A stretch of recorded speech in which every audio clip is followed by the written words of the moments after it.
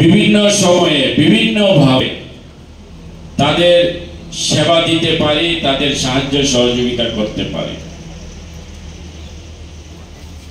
যেরকম আমাদের এখানে অনেকেই বেকার, যাদের ব্যবসা করার কোনো স্থান নেই, যাদের কোনো দোকান নেই, আমরা তাদের জন্য আমরা সব পঞ্চায়েতে, শুধু এখানে তাই নয়, আমাদের সমস্ত পঞ্চায়েতে আমরা যারা বেকার যুবক ছেলেরা আছে, বেকার যুবক ছেলেরা যেন তাদের পরিবার নিয়ে তাদের কর্মসংস্থানের মাধ্যমে যেন আর্থিক উপার্জন করতে পারে, সেই জন্য তাদেরকে আমরা কিভাবে ব্যবস্থা করে দিতে পারি, বিভিন্নভাবে আমরা সেই পরিকল্পনা নিয়ে থাকি। তার মধ্যে দোকান ঘর বা দোকান শেড দেওয়া, এটা আমাদের কাছে একটা প্রকল্প। আপনারা সবাই জানেন যে বর্তমান সরকারি চাকরি পাওয়া এটা একটা দুষ্প্রাপ্য ব্যবস্থা হয়ে গেছে। এটা শুধু আমাদের রাজ্যে নয়, এটা সারা ভারতবর্ষেই, সারা ভারতবর্ষে নেই, সারা পৃথিবীতে সরকারি চাকরি নিয়ে বা সরকারি চাকরি পাওয়া এটা আজকাল যুগে সর্বদেশে এবং রাজ্যের দেশের সমস্ত জায়গায় একটা দুষ্প্রাপ্য হয়ে গেছে। কারণ শিক্ষার হার বাড়ছে।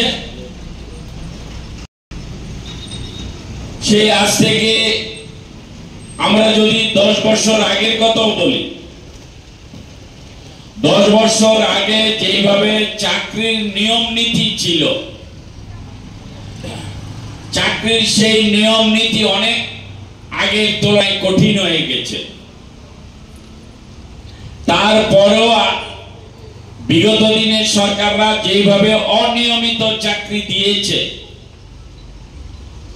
অনিয়মিত মানে হচ্ছে যারা দলের কার্যকর্তা কর্মী বা যারা দলের ক্যাডার ছিল, তাদেরকে বিগত সরকার অনিয়মিতভাবে আইনের বিরুদ্ধে গিয়ে, ঊর্ধ্বে গিয়ে, চাকরির যে রুলস আছে, নিয়ম আছে, সেই নিয়মের বাইরে গিয়ে তাদের দলীয় ক্যাডারদের সরকারি চাকরি দিয়েছিল বিভিন্ন জায়গায়।